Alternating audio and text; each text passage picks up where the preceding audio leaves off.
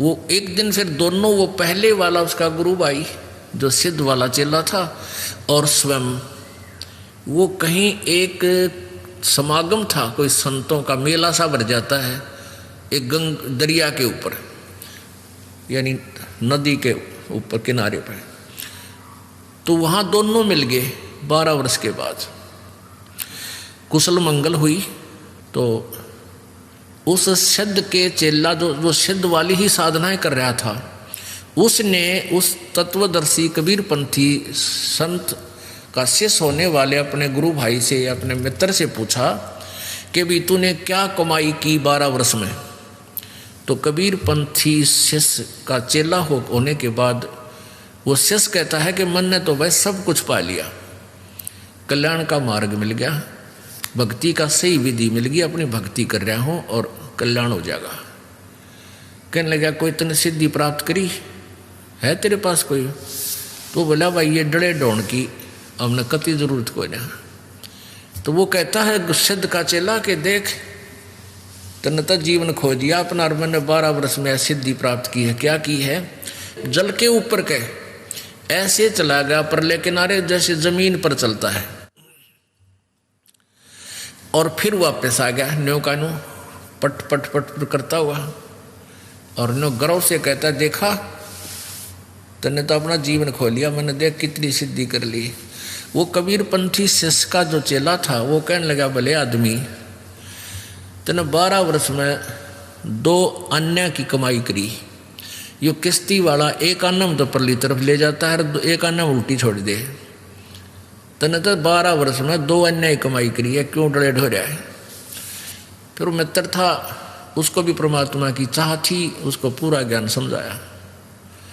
तो वो भी कहने लगा भाई फिर मैंने तो जीवन खो दिया, मुझे भी अपने गुरुजी से मुझे भी ये नाम दिला दे, मेरा कल्याण करवा दे। फिर वो शिष्य रोने लग गया, जो कबीरपंथी शिष्य का चेला था, फिर वो रोने लग गया। तो वो सिद्ध कहने लगा कि आप क्यों रो रहे हो? तो वो बोला कि वो कबीरपंथी संत बोला कि अभी ईब तेरा कल्याण हो नहीं सकता, मैं इसलिए रो रहा हूँ। अब वो चेला वो सिद्ध कहने लगा भी ऐसी कौन सी बात है, मेरा कल्याण ना हो, मैं ऐसा दुर्भाग्यशाली प्राणी हूँ क्या मेरा कल्याण नहीं होगा जब आपका हो गया? तो उसने कबीरपंथी संत ने कहा कि भाई मेरे गुरुजी शरीर छोड़ गए, यदि मैं तुझे उनसे नाम दिलाता तो वो है नहीं। तो वो इतना ज्ञान तो होता ही है। तो वो सिद्ध कहने लगा भाई वो किसी को अपना उत्तराधिकारी बना कर गए होंगे, मैं उससे ले लूँगा नाम, मुझे कल्याण कराना है। कहने लगे तू उससे नाम ले नहीं सकता जिसको वो उत्तराधिकारी बनाकर गए हैं, क्योंकि वो सिद्ध जब वो एक गुरु के चेले थे दोनों, तो जो सिद्ध अभी भी सिद्धि ही कर रहा था वो सीनियर था, और वो कबीरपंथी शिष्य बना वो उसका जूनियर था उस पहले वाले गुरु के। यहाँ सीनियर जूनियर की बीमारी सारा है। तो इसलिए उसने नो सोचा कि यो सीनियर है मेरे तर मन ने मेरे पास यू नाम ले नहीं सकता, और ले लेगा तो यू कर नहीं सकता, क्योंकि इसके मन में यू काटा खटकेगा कि तो मेरे पास बाद का लगा हुआ है, इसलिए रो रहा था। तो वो सिद्ध कहने लगा कि भाई ऐसी बात नहीं है, मैं नाम लूँगा, मैंने तो अपना कल्याण करवाना है, मेरे समझ में आ गई तेरी बात सारी, कति डड़े डोल दिए, मैंने जीवन खो दिया, घर छोड़ा इसीलिए था कि भगवान पाऊँ और मैं पर रूपा के गया। तो उसने कहा कि इस दास को आदेश देकर गए हैं, वो शरीर छोड़ गए थे, और मेरे से नाम आप ले नहीं सकते क्योंकि आप मेरे तो सीनियर थे।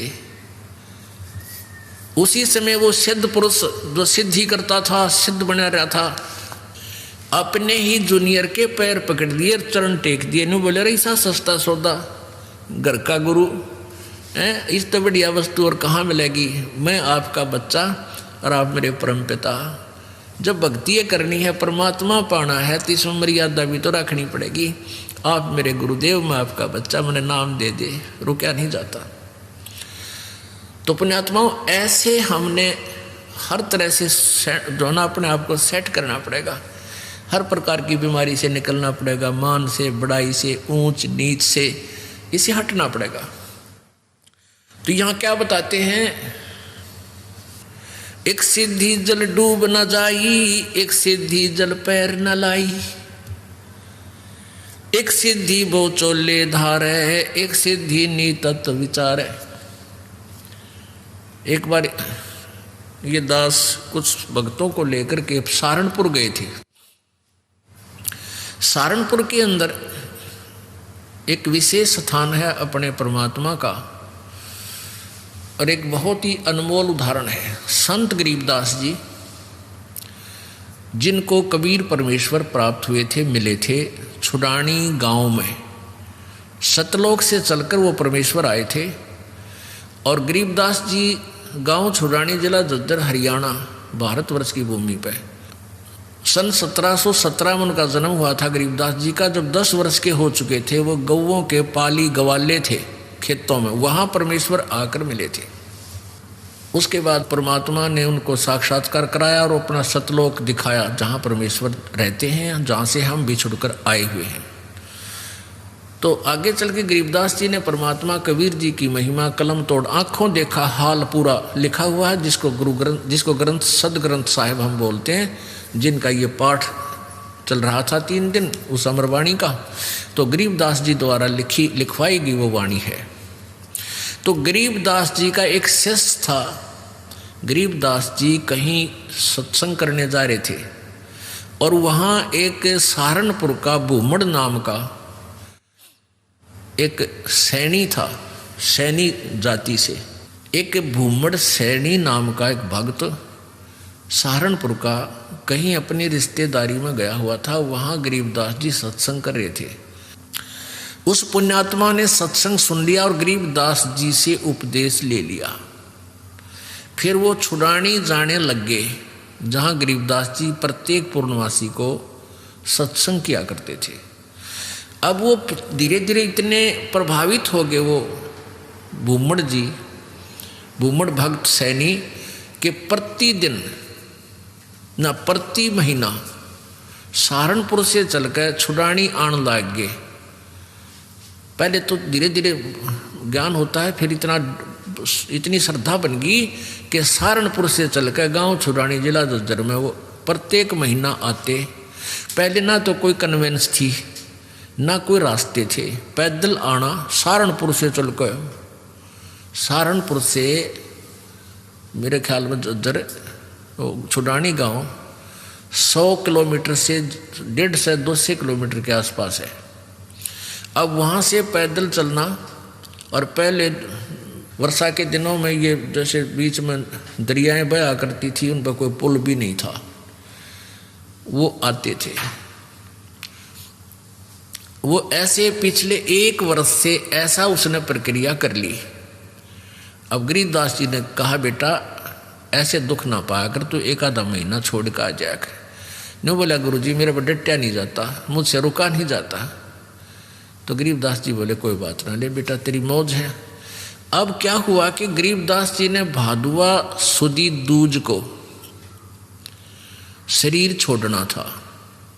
उससे पहले उस भगत से कह दिया, बेटा अब तू यहां मत आना, ये मेरा ऑर्डर है, आज के बाद यहां नहीं आएगा। अब भूमड़ रोने लग गया, भूमड़ भगत रोने लग गया। काफ़ी रोता रहा कि गुरुजी ने भाई बड़ा आदेश दिया, क्या बात है, मेरे से कोई त्रुटि बन गई, कोई गलती होगी मेरे से। परमात्मा गरीबदास जी बोले, बेटा क्यों रो रहा है? कि जी यूँ रो रहा हूँ, मुझ दास से कोई गलती तो नहीं बन गई, आपने यहाँ न आने का आपके दर्शन ना करने का आदेश दे दिया। परमात्मा ने कहा, गरीबदास जी ने कहा कि दर्शन ना करने का आदेश नहीं दिया मैंने, यहाँ न आने का आदेश दिया है। मैं तेरे पास वहीं आऊँगा बेटा। बालक मैंने शादी कर दी, 4 लड़के थे, 2 लड़की गरीबदास जी के पास संतान थी। लड़कियों ने शादी नहीं करवाई, ब्याह नहीं करवाया था, वो आजीवन ब्रह्मचारी रही थी अपनी भक्ति की। 4 बच्चों का ब्याह कर दिया। अब मैं फ्री हूँ बेटा, वहाँ आऊँगा तेरे पास, और तेरा बाग है बताते हैं वहाँ। अच्छा हाँ जी, आपकी दया है, आपकी कृपा से ही तो सब कुछ हो रहा है। तो भाई उस बाग में मेरी एक झूपड़ी डाल दिए बेटा, मैं भी अपना भजन करूँगा और तेरे को सेवा दर्शन हो जाएंगे। तो बड़ा खुश होया और वापस चला गया। अब इंतजार कर रहा है, गुरुजी आए नहीं। उधर क्या हुआ, गरीबदास जी ने वो शरीर छोड़ दिया भादुआ सुदी दूज को सन 1778 में। तो 6 महीने हो गए। अब भूमड़ वहाँ रोए जैसे धर्मदास जी रोया करते तरफ में, और इतना बुरा हाल हो गया, हे भगवान क्या हो गया। और उधर से उसका बाग सूख गया, बाग कति सारे में कीड़ा लाग के कति सारा सूख गया। उसने सोची भाई मेरे भगवत जरूर अवश्य गलती बनी है जब गुरुदेव ने मुझे वहाँ दर्शन करने की मनाही कर दी। अरे इधर से यहाँ मेरा बाग सूख गया।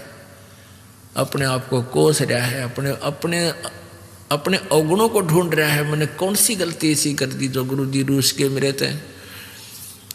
तो 6 महीने रोता रहा। बसंत पंचमी के दिन गरीबदास जी भादुआ में शरीर छोड़ कर बसंत पंचमी के दिन उसी शरीर में 61 साल की आयु के शरीर में, और वह भूमड़ के घर पर जाकर सच्चाई बोल दी। अब भूमड़ चरणों में पड़कर खूब रोया, है भगवान मन तने सोच ली थी कि मेरे से कोई गलती बन गई गुरुदेव, आप रुष्ट हो गया, पाए कोई ना। गरीबदास जी बोले भाई कोई बात ना बेटा, थोड़ा सा लेट हो गया, मैंने काम हो गया था। और भाई मेरा जो ना उस बाग में झूपड़ी डाल दे, जो तेरे बाग है ना, यहाँ घर में तो मैं नहीं रह पाऊंगा, वहाँ के एकांत में भगत भजन कराया करूँगा। तो भूमड़ बोला महाराज जी वहाँ तो बाग तो सूख गया। गरीबदास जी बोले सूख के बाग में झोपड़ी डाल दे मेरी, कोई बात नहीं। अब गुरु जी के आज्ञा पा के उसने वहाँ एक झोपड़ी एक हट बना दी फूस फास डाल के। अब ते पाछे वो सारा बाग हरा भरा हो गया। गरीबदास जी वहाँ बैठते ही सारा नगर देखने आया, वो पूरा शहर देख, छोटा गांव था जब ये शहर बरवाड़ा जितना, सहारनपुर, यानी 200 वर्ष पहले की बात है। तो सारा गांव नगर देखना आया, और बहुत से उस चमत्कार से भाई भूमड़ कहे मेरे ये गुरुजी हैं जिनकी मैं रोज महिमा गाया करता था, ये बड़े सिद्धि युक्त हैं, बड़े पहुँचे हुए महात्मा हैं। और भाई बहुत से मुसलमान और हिंदू गरीबदास जी के शिष्य वहाँ हो गए। अब क्या बात है कि वहाँ ये दास क्या बताना चाहता था, एक सिद्धि बहु चोले धारे, एक सिद्धि नी तत्व विचार है। वहां एक लाल दास नाम का सिद्ध पुरुष था, उसका भी जहां गरीबदास जी का आश्रम बना हुआ छोटा सा, जहां उन्होंने दोबारा शरीर छोड़ा था, उसके साथ में ही 300-400 फुट की दूरी पर लाल दास जी का बहुत बड़ा मंदिर बना रखा है। वो शिव विष्णु पुजारी था। अब क्या हुआ कि वहाँ 35 वर्ष तक गरीबदास जी उसी रूप में रहे। हिंदू और मुसलमान दोनों ही गरीबदास जी के शिष्य बने, क्योंकि ये ज्ञान ही एकता उपजाने का है, उनका ऐसा ज्ञान है कबीर जी का। तो वहाँ शहर सहारनपुर शहर के अंदर एक आश्रम बना हुआ है, भूमड़ का पूरा घर था, वो उसका संतान नहीं थी। परमात्मा ने उसका कल्याण करना था, इसलिए उसको झंझट में फंसाया नहीं, तो उसने सारा ही अपना घर भी आश्रम के रूप में बना दिया था। आज भी वहाँ विद्यमान है। गरीबदास जी की परंपरा का एक आधा कोई भक्त वहाँ रह रहा है, ये दास देख के आया था। तो वहाँ 35 वर्ष की आयु के बाद शरीर छोड़ दिया, तो वहाँ उस बाग के अंदर ही उस शव को अंतिम संस्कार वहाँ दफना रखा है वो शरीर। तो अब क्या हुआ, जब शरीर छोड़ दिया गरीबदास जी ने, यानी शरीर त्याग दिया वहाँ पे, तो वहाँ काफ़ी भक्त शिष्य हो गए थे। तो उन्होंने सोचा भी छुड़ानी वाले जो इनके वंशज हैं, गरीबदास जी के बच्चे हैं, संतान है, उनसे पता करके आओ कि महाराज जी के शरीर को यहाँ लावा या वहीं अंतिम संस्कार कर दे। 2 घोड़ों पर 2 व्यक्ति सहारनपुर से चले, छुड़ानी आए। तो उनसे कहा कि भाई ऐसे ऐसे गुरुजी ने शरीर त्याग दिया है, महाराज गरीबदास जी ने, यानी आपके दादा ने दादा ने पिताजी ने, जैसे भी उनके नेक थे, तो सहारनपुर में, और आप बताओ क्या करना है उनको, यहाँ कहो तो यहाँ लाएं कोई बैलगाड़ी में डाल के। और या ये कहो कि वही अंतिम संस्कार कर दे तो वो आप साथ चलो हमारे, उनका अंतिम संस्कार कर देते हैं। गांव वाले कहते हैं भाई तुम क्या कहने लगे, वो उनके गरीबदास जी के वंशज यानी पोता पोती बेटा बेटी कहने लगे कि क्या कह रहे हो भगता आप। गरीबदास जी यानी गुरु महाराज तो 35 वर्ष पहले शरीर छोड़ दिया था और ये इनकी यादगार बना रखी। छुडानी में एक छतरी बना रखी है, छतरी साहब बोल रहे हैं उसको, जहाँ गरीबदास जी के शरीर का अंतिम संस्कार करा था, वो एक यादगार बना रखी है। वो छोटी सी थी, अब तो बहुत बड़ा मंदिर गाड़ दिया इनने। एक छोटी सी थी, जैसे आम यादगार सी बना देते हैं, ज़्यादा से ज़्यादा 10 फुट 5-7 फुट की ऊंची और 10 बाई 10 फुट चौड़ी। वो आज भी नो के विद्वान है जो ओरिजिनल है। उसके बाद उसके ऊपर और कुछ बना दिया तो सारे गवाही के दे। और वो नो के ना भाई महाराज जी तो वहाँ शरीर छोड़ रखा है सहारनपुर में। तो उनका ना यकीन होया, 2 व्यक्ति घोड़े पर सवार होकर वहाँ से घोड़े लेकर और फिर वहाँ पहुँचे। वहाँ जाकर देखा ज्यों कहते हो शरीर, और वही गरीबदास जी वहाँ शरीर छोड़ रखे। तो छुड़ानी वाले बोले भाई इनकी लीला तो अपरंपार है, यही अंतिम संस्कार कर दो, वहाँ तो पहले हो चुका है। तो वो वही अंतिम संस्कार यानी नीचे एज इट इज शरीर दफना दिया, ऊपर यादगार बना रखी। ये दास वहाँ गया सन 1998 में। तो वहाँ देखा, यही बिल्कुल क्लियर देखने के लिए सच्चाई है या कैसा है, बिल्कुल सच्चाई पाई। और वहाँ विराजमान एक लेडी संत थी, उसने बताई कि जी ऐसे ऐसे सारी कहानी सत्य है। उनके समय का वहाँ एक पलंग भी है जिस पर गरीबदास जी विश्राम किया करते थे। वहाँ ग्रंथ साहब भी यही लिखा हुआ था, हस्तलिखित उनके पास विद्वान है। फिर वो देखा जा करके वो बाग में जहाँ उनका अंतिम संस्कार किया था, तो वो यादगार जो बना रखी थी वो लगभग 150 वर्ष पुरानी होकर के जीर्ण शीर्ण सी भरी थी। तो हमने उनसे कहा कि आपकी आज्ञा हो तो हम इसको दोबारा रिकन्स्ट्रक्ट कर दें, न तो पड़ेगी को गिर के किसी चोट लगेगी, कोई दर्शक होगा। तो वो कहने लगे जी ऐसे कर दो। फिर हमने क्या किया कि नीचे का पोर्शन नहीं छेड़ा, वो पुरानी छोटी छोटी ईंटों से बना हुआ था, उसके ऊपर की दोबारा से बढ़िया ईंटों से और एक अच्छा गुम्बद सा बना के वो तैयार किया। और उसके ऊपर पूरा एक बोर्ड लगा रखा है, पूरी कहानी लिखी हुई हमने कि ऐसे ऐसे ये हुआ था। अब कहने का भाव ये है दास का कि उन्हीं के साथ में एक लाल दास जी थे। तो उनके बारे में क्या प्रसिद्ध था कि वो अपने भक्तों के निकलता था तो मांगने जाता था आहार। एक कहता था मेरे पास, हमारे घर भी आए थे लालदास जी। एक दूसरे शहर में कहता था यहाँ भी लालदास जी आए थे। तो वो एक सिद्धि बहुचोलेधार है, उसके पास एक हल्दी की गांठ थी या हल्दी की एक ही गांठ थी, यानी एक सिद्धि थी, उससे महात्मा पा के गया। लालदास जी के क्या करते, उसने अपना नियम बना रखा था। वो सिद्धि से यानी वहाँ जाता था, गंगा पर स्नान करके आता था प्रतिदिन। सुबह उठता और गंगा पर स्नान करने जाता था और शाम को वो वापस आ जाता था। अब सुबह 4 बजे चलता, शाम ने आता, ऐसे उसने अपना मनमुखी नियम बना रखा था। एक बार वो बीमार हो गया तो चिंतित हुआ। गरीबदास जी उनके पास जाते थे, उन्हें ज्ञान भी समझाते थे, पर वो अनाड़ी कति नहीं माना था। वो इतना बीमार हो गया कि उसको चिंता होगी कि भाई मैं अब स्नान नहीं कर सकूंगा गंगा में। तो गरीबदास जी उसको चिंतित देख कर कहने लगे भाई चिंता ना करे, सुबेरा गंगा यहीं आ जाएगी तेरे आसपास ही। अब उसने चिंता होगी कि भाई कैसे आवेगी। गरीबदास जी ने वहाँ जाकर खड़ा हो गया कि आजा लालदास। उस जहाँ लालदास जी का वो आश्रम है उससे 100 फुट की दूरी पर वह अब भी गंगा बह रही है, छोटी सी नाला सा है, उसको गंगा जैसा ही जल है उसमें। तो गरीबदास जी ने ऐसे इशारा कर दिया, थोड़ी सी दूरी से नीचे से अपने आप एक झरना सा फूटा और पानी बहने लग गया। अब लालदास जी सोचने लगे कि भाई क्या पता यो वही गंगा है या दूसरी। वो नहा तो लिया उस दिन, क्यों उसका तो प्रण बना ले, फिर उसको चिंता होगी। उसको चिंता होगी कि गरीबदास ने मुझे बहका दिया हो और नहाने के लिए अपनी सिद्धि तो यहीं से को जल निकाल दिया हो। एक उसका चेला था लालदास जी का, वो गंगा पर स्नान करके आया था उस दिन, और उसकी धोती रह गई उधर, एक लोटा उस गंगा में बह गया, उस ओरिजिनल गंगा में हरिद्वार में। तो वो वहाँ आया, वो कहने लगा, गरीबदास जी बैठे, लालदास जी बैठे थे। लालदास बोला, रे कई दिन में आया? अगली गंगा नहान गया था। अच्छा भाई, और ठीक?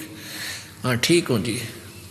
और कहने लगा, जी एक लोटा भी रह गया मेरा, गंगा में बह गया, और एक धोती बह गई वहीं पर, तेज धारा थी। गरीबदास जी बोले, भाई यहाँ है तेरी धोती और लोटा, इस गंगा में पड़े हैं यहाँ, ये वही गंगा है जो वहाँ तू नहा का आया है। अब लालदास जी ने सोचा, भाई जय इसके धोती लोटा यहाँ पा गए तो सचमुच यह वाह गंगा है। दोनों तीनों उठ कर गए, वो धोती लोटा वहीं, और लोटा धोती उड़द पुड़द होकर वहीं पड़े, उन पैर साथ में गांठ कर, वैसे कच्चा ही गांठ था। वो लोटा उठाया, उस पर नाम था उस भगत का, नाम खुदवा रखा था उसने। ने बोला, महाराज जी तो सचमुच वाह गंगा में तो हरिद्वार नहा का था, वहाँ खूब गुम हुए थे, ये पाए यहाँ पर। तब उस लालदास का पेटा भरा, इतना उसकी मृत्यु का निकट आ गया। मालिक की वाणी उसने संभाली कोई ना। तो पुण्यात्माओं, इस तरह हम कहाँ विचलित थे। और संत सब कूप है, केते सरिता नीरी, दादू अगम अपारे है, ये दरिया सत्य कबीरी। ईश्वरीय शक्ति से युक्त बहुत से संत आपको मिलेंगे। अब जैसे कुछ तो कुआ टाइप समझ लो, कुआ इतना ही काम कर सके, आपके पीने का काम चला दे, पानी का पीने का नथिंग, और फिर इसके उससे ज़्यादा नहीं। और एक जरीता नीर, और संत सब कूप हैं, केते जरीता नीर, दादू अगम अपार है, ये दरिया सत्य कबीर। और दूसरे जरीता नीर, जरीता माने झरने से निकला हुआ छोटा मोटा नाला। और कबीर परमात्मा को दरिया समझो कि दरिया में नदी से कितना इतना पानी प्रयोग, जल प्रयोग करो, चाहे नहर भी निकाल लो और पशु भी नहा धो लो, उसमें सिंचाई भी कर लो, तो भी जल अंत नहीं होता। यानी पूर्ण समर्थ हैं कबीर जी। और भी संत छोटी मोटी सिद्धियों से ईश्वरीय शक्ति युक्त नजर आते हैं, लेकिन वो काम चलाऊ सरकार होते हैं। एक सिद्धि पांचों तत्नीरम, एक सिद्धि जो बज्र शरीरम, एक सिद्धि पीवे नहीं खाई, एक सिद्धि जो गुप्त छिपाई, एक सिद्धि जो ब्रह्मांड चलावे, एक सिद्धि सब नाद मिलावे, एता खेल खिलाड़ी खेले, सो हम हंसा पर गट बेले, 24 को ना दिल चावे, सो हंसा शब्द अतीत कहावे। अब भक्त के लक्षण बताते हैं कि इन 24 को भी कोई भक्त इच्छा नहीं करेगा। वो भक्त है, वो शब्द अतीत है, वो परमात्मा का प्यारा है, वो मोक्ष प्राप्त करेगा, इन सिद्धियों में कभी भी नहीं उलझे। प्रसिद्धि पूर्ण पटरानी, सतलोक की कहूँ निशानी। कबीर परमेश्वर के पास इन सब सिद्धियों की माँ, यानी सब सिद्धियों की जननी, पूर्ण सिद्धि, प्रसिद्धि पूर्ण पटरानी, और सतलोक की कहूँ निशानी। सतलोक सुख सागर पाया, और सतगुरु भेद कबीर लिखाया। हमारे सतगुरु कबीर परमेश्वर जी ने ही हमें इस ज्ञान को दिया। परमहंस देखो परवाना, जन कहता दास गरीब दीवाना। कि आप परवाना माने वो परमात्मा का वास्तविक संदेश, यथार्थ ज्ञान समझो, उसके आधार से भक्ति करो, तब तुम्हारा मोक्ष होगा। अब परमात्मा पाने के लिए हमारे अंदर कितना समर्पण होना चाहिए। जैसे हम पहले कहते थे, तन मन धन सब तेरा, तेरा तुझको अर्पण, क्या लागे मेरा। और चवन्नी दान नहीं कराया करते, चवन्ने नहीं दिया करते। एक हफ्ते में 100 रुपये का बूंदी का प्रसाद बैठा करते, मंगलवार का व्रत रख के, और गीत गाया करते नो, तेरा तुझको अर्पण क्या लागे मेरा।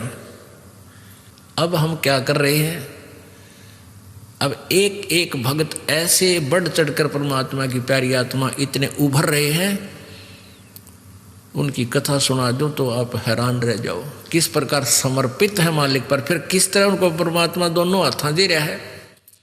देते को हर देत है जहां तहां से आने, अणदेवा मांगत फिरो फिर परमात्मा सुने ना काने। जो दान करता है उसको भगवान अवश्य देगा, ये नियम है ईश्वर का। लेकिन कहाँ, सुपात्र को दान दे, कुपात्र को नहीं। अब जैसे अपने उपजाऊ खेत में बीज बोओगे समार पाक अच्छी तरह, तो डूंडा पाटेगा, यानी 1 एकड़ में 70 मन गेहूँ हो जा। अर्ज की तक कालर में अर्थात रेही में जाकर बो दोगे उतना ही बीज, वो बीज भी जल जाएगा। यानी कुपात्र इन झूठे गुरुओं के पास दान दिया भी आपका नहीं फल है। सुपात्र यानी अपने यथार्थ अपनी डहर में बोए, डहर में, डहर का अर्थ है उपजाऊ जमीन, उसमें बोए, फिर देखो कितना उपजा। यानी पूर्ण संत के माध्यम से किया हुआ दान आपको बहुत गुना वापस होकर मिलता है। और नी इच्छा जो दान करते हैं बगैर किसी मनोकामना के, उसके दोनों फल हैं। वो भक्ति में भी उसका जो है ना फल मिलता है, भक्ति में भी वो ऐड हो जाता है। जैसे परमात्मा कबीर जी कहते हैं, चिड़ी चोंच भर ले गई नदी न गट्टो नीरे, दान दिए धन घटे नहीं नो कह रे साहिब कबीर। परमात्मा अपनी मोर मार कर कह रहे हैं, अपना गवाही दे रहे हैं कि जैसे जल से चिड़िया चोंच भर लेगी दरिया से नदी तक, उसमें कोई फर्क नहीं पड़ता। इसी प्रकार आप दान करते हो, उस दान के देने से जैसे नदी का दान दिए धन घटे नहीं। आप कितनी कमाई करते हो विचार कर लो, आप कितना धन कमाते हो जिस दिन से आप अपने पैरों पर खड़े होते हो और जिस दिन तुम्हारा अंत होगा। और फिर उसकी रेसों में कितना दान करते हो, जैसे दरिया में तो एक चोंच चढ़ी लेगी हो, इतना ही दान आप कर पाते हो। बाकी सारा या काल व्यवस्था में ही लगा जाते हो, लग ही जाता है। फिर उसका उस चढ़ी वाले चोंच का यानी थोड़े से दान किए हुए का आपको कितना फल परमात्मा देता है। इस जन्म में सुखी करे और आगे जन्म में ये कई हजार गुना बना और दरिया पावे, यदि सुचारू विधिवत दान किया जाता है। तो वैसे ड्रामेबाजी अपनी मर्जी से दान करना, उसका कोई लाभ नहीं होगा। अपने आत्मा कई बातें आ जाती हैं जो तत्व ज्ञान है और हम बालक हैं, भक्ति मार्ग में हमें ज्ञान नहीं था। एक तरफ तो ये कहते हैं भाई जो जैसा कर्म करेगा उसको फल अवश्य मिलेगा, पाप करो चाहे पुण्य करो। और एक तरफ से परमात्मा कहते हैं गुरु बिन माला फेरते गुरु बिन देते दान, गुरु बिन दोनों निष्फल हैं चाहे पूछो वेद पुराण। अब गुरु जी के द्वारा दान नहीं किया गया वो व्यर्थ है, निष्फल है, बेकार है, ये भी कह रहे हैं। फिर ये भी कहते हैं मन तो पावेगा अपना किया रे, भोगेगा अपना किया रे। मन तू पावेगा अपना किया रे, भोगेगा अपना किया रे। ये दोनों बात क्यों करवाई? हाँ, इसका भी एक एग्जाम्पल है। जैसे जब तक हमें संत परम नहीं मिलते तो हम दान करते थे। कोई भंडारा करता है, कोई किधर गौशाला धर्मशाला बनवा देता है, कोई प्याऊ लगवा देता है, कोई तीर्थों पर जाकर भोजन भंडारे साधु संत भक्तों को कराता है, उसका भी फल मिलता है, व्यर्थ नहीं है। और वो व्यर्थ भी है। ये दोनों बात कैसे हैं? ऐसे हैं कि जैसे किसी ने पुण्य बहुत कर दिया और परम संत मिला नहीं, झूठे गुरुओं का भी आड़ ले ली, झूठे गुरु भी बना रखे हैं, वो नकली हैं। तो वो क्या होगा कि उसका किया हुआ पुण्य उसे अवश्य मिलेगा, अगले जन्म में वो कुत्ता बन जाएगा। आपने देखा होगा कई कुत्ते, ड्राइवर तो होता मनुष्य और कुत्ता बैठा है माल्य काली का सीट पे, बैक सीट पे, और शीशे में झांकी में गन्नू देखा है बैठ के, बाढ़ मुँह काट गए। और मुनस उसका ड्राइवर है और उसका पालतू कुत्ता, और उस कुत्ते के लिए अलग से एक रूम होता है, और 2 हफ्ते में 2 बार वेटरनरी सर्जन यानी डंगरा का डॉक्टर उसकी चेकअप करके जाता है। 3 बार उसका स्नान कराया जाता है, सुबह सुबह सैर सपट्टे करा के लाता है, और बढ़िया भोजन आहार उसको मिलता है। जन साधारण मनुष्य को भी इतना अच्छी ट्रीटमेंट, इतनी सुविधा नहीं मिलती जो कि उस कुत्ते को मिली हुई है। अब उस नालायक प्राणी ने दान तो किया, और उस दान का, उस पुण्य का फल भी उसको मिल गया, पर मिला कुत्ते के रूप में।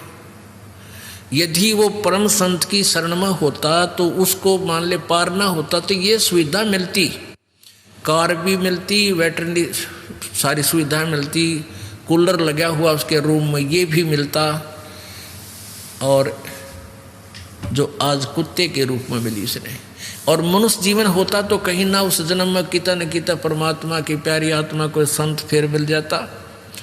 अब उसने दान किया, वो किया हुआ कर्म मिला, अपना किया हुआ पा लिया, लेकिन कुत्ते के रूप में। आज तो उसने सारी सुविधा मिल गई, जो दान पुण्य किए थे भंडारे भंडूरे, और अगले जन्म में वो सूअर बनेगा। फिर क्या मिलेगा? फिर वो मिलेगा जो बता भी नहीं सकते हम, यहाँ कहते हैं विश्रम आवे, वो मिलेगा उसको खाने के लिए। तो कहने का भाव ये, परमात्मा हमें हर तरह से चौकस करना चाहते हैं कि जो तुम कर रहे हो फल वो भी मिलेगा, लेकिन वो फल यूजलेस होगा। गुरु बिन माला फेरते, गुरु बिन देते दाने, गुरु बिन दोनों निष्फल हैं, चाहे पूछो वेद पुराण। अब परम संत की शरण में आने के बाद और मोक्ष मार्ग की जो इच्छा रखते हैं उनको कितना समर्पण करना चाहिए।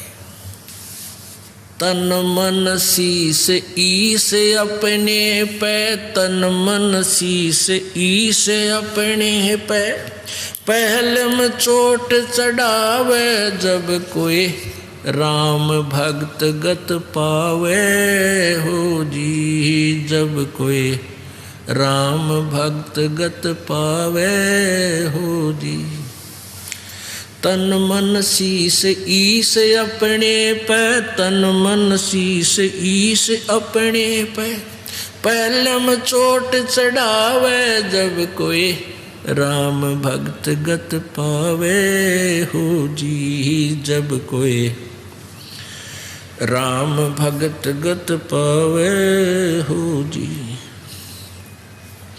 भाई सतगुरु तिलक अजप्पा माला, युक्त जटा रखवावे, सतगुरु तिलक अजप्पा माला, युक्त जटा रखवावे। जत को पीन सत का चोला, भीतर बेख बनावे, जब कोई राम भगत गत पावे हो जी, जब कोई राम भगत गत पावे हो जी। भाई लोक लाज मर्याद जगत की, तृण ज्यों तोड़े बगावे, लोक लाज मर्याद जगत की, तृण ज्यों तोड़े बगावे। कामनी कनक जहर कर जाने, तब शहर अगमपुर जावे, जब कोई राम भगत गत पावे हो जी, जब कोई राम भगत गत पावे हो जी। कामनी कनक जहर कर जाने, तब शहर अगमपुर जावे, जब कोई राम भगत गत पावे हो जी, जब कोई राम भक्त गत पावे हो जी। तन मन शीस ईस अपने पे, तन मन शीस ईस अपने पे, पहले में चोट चढ़ावे, जब कोई राम भक्त गत पावे हो जी, जब कोई राम भगत गत पावे हो जी। भाई जो पतिव्रता पति से राती, आन पुरुष ना भावे, जो पतिव्रता पति से राती, आन पुरुष ना भावे। बस पीहर में सुरत प्रीतम न्यो कोई ध्यान लगावे, जब कोई राम भगत गत पावे हो जी, जब कोई राम भक्त गत पावे हो जी। भाई नंदा स्तुति मान बढ़ाई मन से मारे गिरावे, निंदा स्तुति मान बढ़ाई मन से मारे गिरावे। अष्ट सिद्धि की अटक न माने वो आगे कदम बढ़ावे, जब कोई राम भक्त गत पावे हो जी, जब कोई राम भक्त गत पावे हो जी। भाई आशा नदी उलट के डाटे आडा बंद लगावे, आशा नदी उलट के डाटे आडा बंद लगावे। बवजल खार समुंदर माही बोहर ना खोड़ मिलावे, जब कोई राम भक्त गत पावे हो जी, जब कोई राम भक्त गत पावे हो जी। भाई गगन महल गोबिंद गुमानी पलक माहे पहुँचावे, गगन महल गोबिंद गुमानी गगन माहे पहुँचावे। नित्यानंद माटी का मंदिर ये नूर तेज हो जावे, जब कोई राम भगत गत पावे हो जी। अब क्या बताते हैं, देखो नित्यानंद जी ये विष्णु जी के उपासक थे, और जैसा कि आपको बताया जाता है कि खेल का मैदान है ये भगवान वाला। अब जो जिला स्तर पर खेलते हैं उनके भी नियम वही हैं, और जो इंटरनेशनल स्तर पर चले जाते हैं खिलाड़ी उनके भी मर्यादा और नियम यही होते हैं। तो ये सभी पर लागू हैं, ये इस तरह के जो क्रियाएं हैं तो सभी करेंगे तभी वो अपने इष्ट धाम को प्राप्त कर सकेंगे।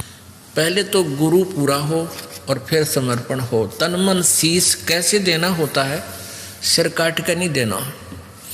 एक गुरु के 4-5 चेले थे और उनको शिक्षा देते थे, यही सेम ही गाइड होता है, सबकी एक जैसी गाइडेंस होती है।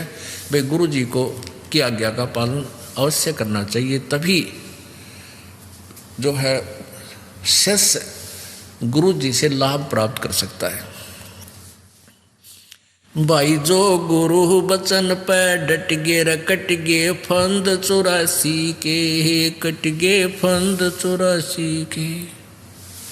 वस्तु मिली ठोड़ की ठोड़ मिट गी मन पापी की दौड़, वस्तु मिली ठोड़ की ठोड़ मिट गी मन पापी की दौड़। भरम मिटे मथुरा काशी के, भरम मिटे मथुरा काशी के। भाई जो गुरु बचन पर डट गे रकट गे फंद 84 के।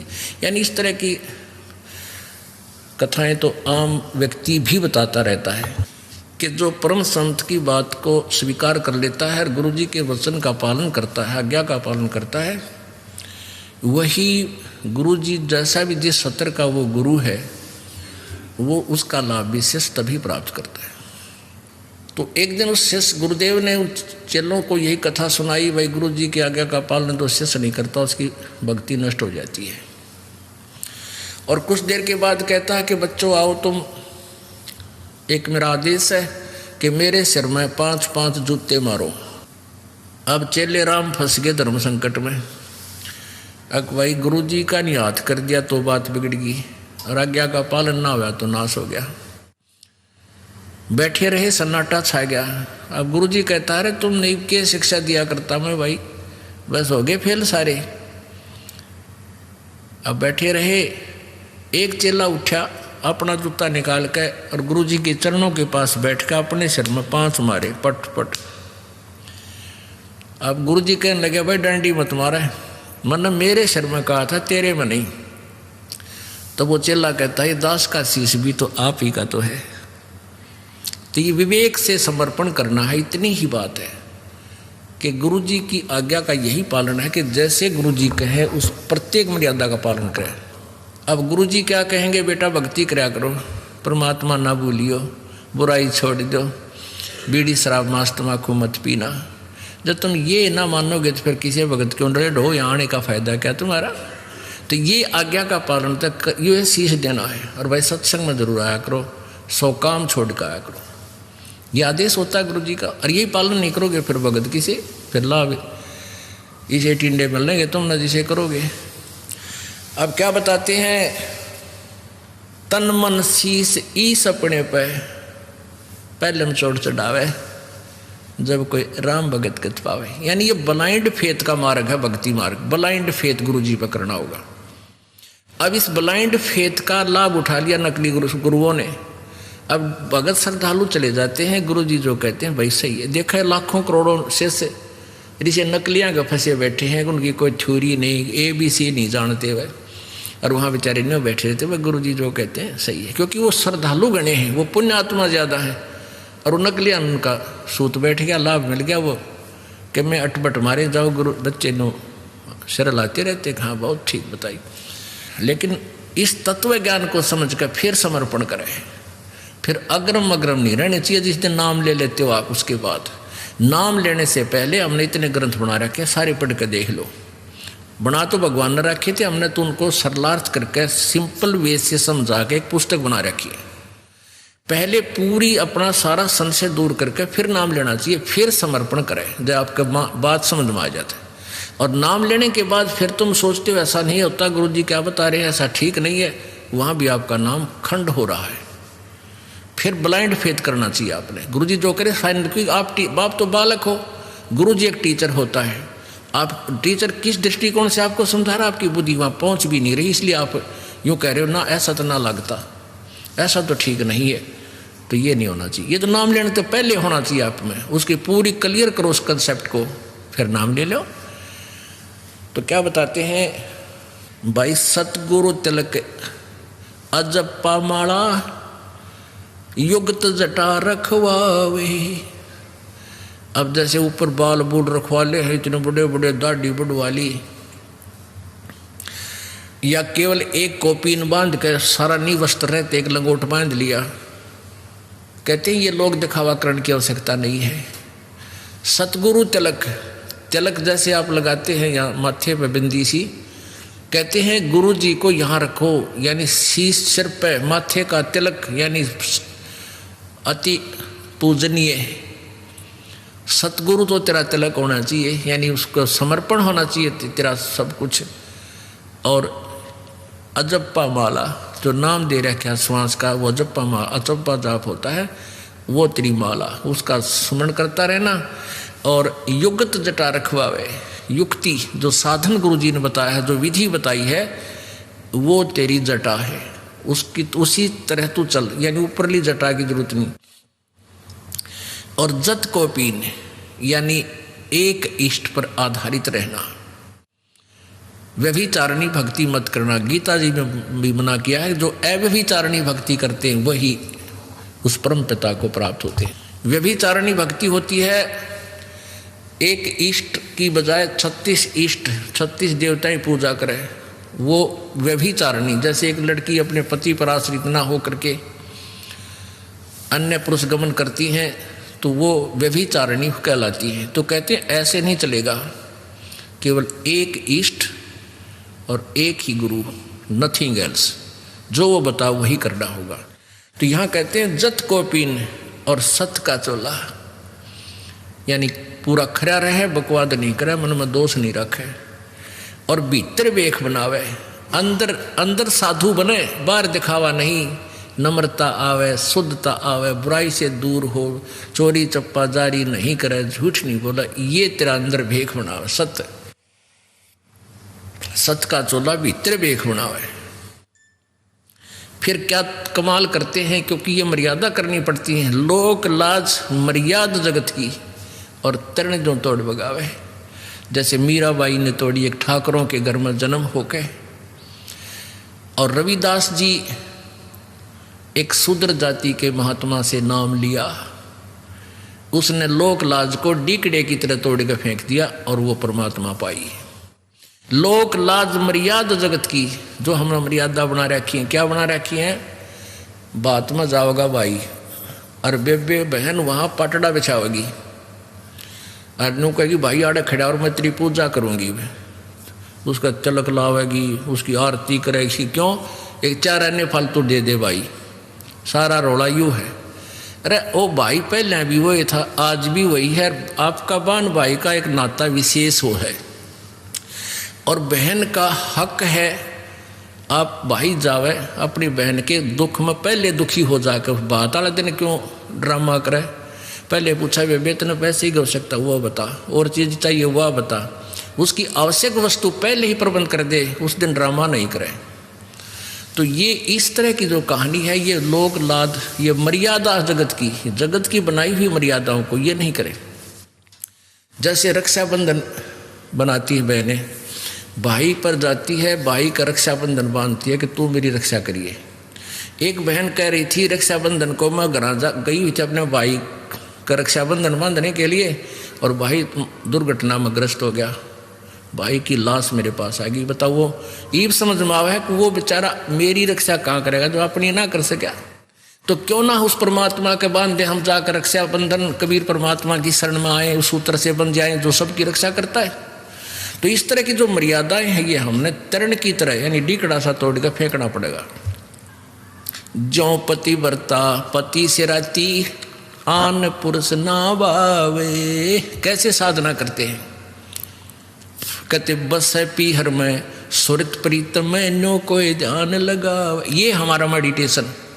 जैसे लड़की का ब्याह हो गया, शादी कर दी, पति के पास चलेगी, फिर वह महीने 20 दिन के अपने घर के लिए अपने पीहर आ जाती है, मायके आ जाती है, तो उसका एक पल भी अपने पति से दूर मन नहीं होता, और ना घर क्या नबेरा उसके मन में क्या सोच रही है, क्योंकि स्वाभाविक होता है। बच्चा जहाँ रहने लग जाता है वहाँ हर एक क्रिया में उसका ध्यान रहता है, भाई भैंस ना प्याई होंगी, फलाना काम ना कराया होगा, ते सोने का बन के खड़ा हो जा दूसरा पुरुष, और पतिव्रता लड़की के मन में वो स्वप्न में भी नहीं आ सकता। तो ऐसे एक इष्ट और ऐसी लगन कि बसे पीहर में और सुरत प्रीतम में, भाई नो मेडिटेशन लावे। ये है मेडिटेशन हमारा। भाई नंदा सतुति मान बढ़ाई मन से मारे गिरावे। मान लिया आपकी कोई निंदा करता है, करने दे, बालक है इसने इतना बेरा है। और कोई आपकी सुखी बड़ाई करता है, भाई वो बड़ाई करे समझ लो कि मैं मांगना आया तेरे बहन सिद्ध है गायो। ये पति सीधी सी बात समझ लो संसारिक लोगों की। अगर आपकी बड़ाई करता है तो आपसे कुछ वस्तु इसने प्राप्त करनी है, ना तो यू कोई नहीं डूम की तरह गीत गावे।